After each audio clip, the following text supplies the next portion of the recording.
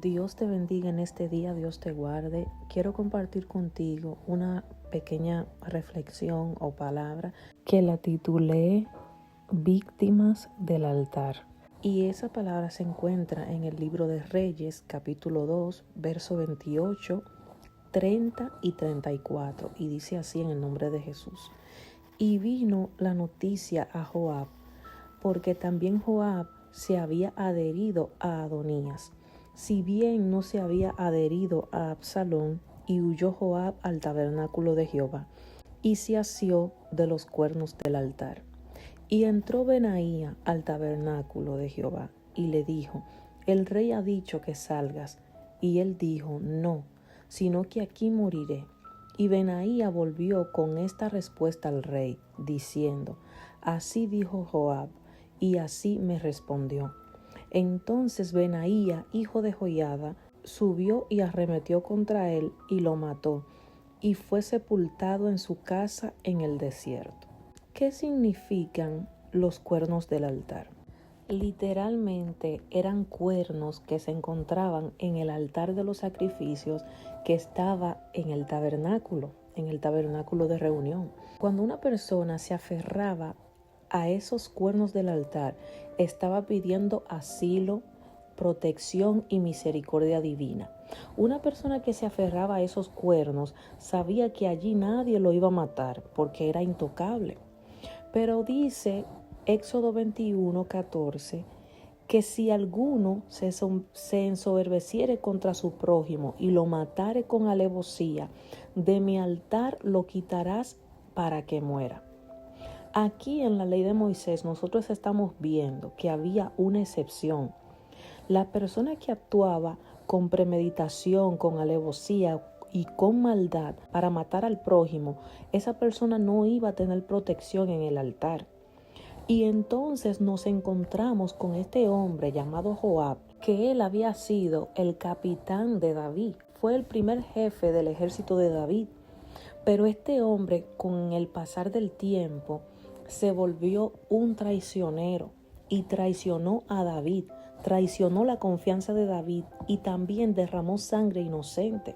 Entonces, cuando ya Salomón fue puesto como rey de Israel, este hombre se había unido al otro hijo de David, que se llamaba Adonías, y quería que él fuera el rey en vez de Salomón. Entonces dice las escrituras que cuando Joab se dio cuenta que mataron a Adonías, al hombre que él estaba apoyando para que fuera el rey en vez de Salomón, Joab se atemorizó y fue directamente a los cuernos del altar y se ató ahí, se agarró ahí, o sea, se aferró pensando que Salomón no lo iba a matar. Entonces ahí es que dice la Biblia que Salomón mandó a su capitán Benaía y le dice a Joab que se mueva del altar, que salga del altar. Y Joab dice que no, que él no va a salir, que ahí él va a morir. Entonces Salomón lo manda a matar, porque este hombre, Joab, era un traicionero. Este hombre había derramado sangre inocente y ya no tenía protección divina, porque él mismo había roto la ley.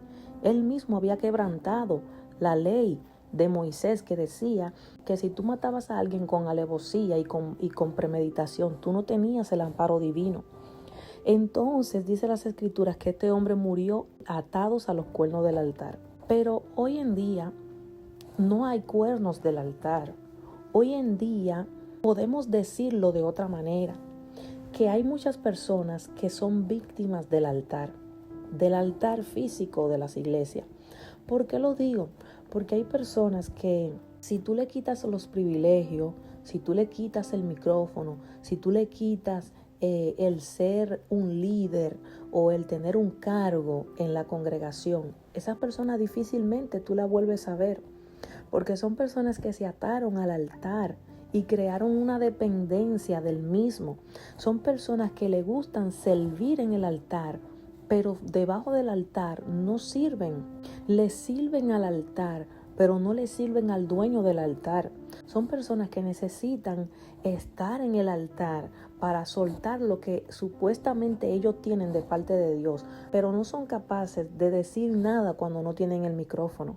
No son capaces de soltar nada cuando no tienen el micrófono. Son personas que usted lo ve, por ejemplo, sentado en la banca, callado, tranquilo, que no hacen un gesto de que están vivos, pero cuando le sueltan el micrófono, ahí se desbordan y ahí hablan cosas que ni tienen que hablar.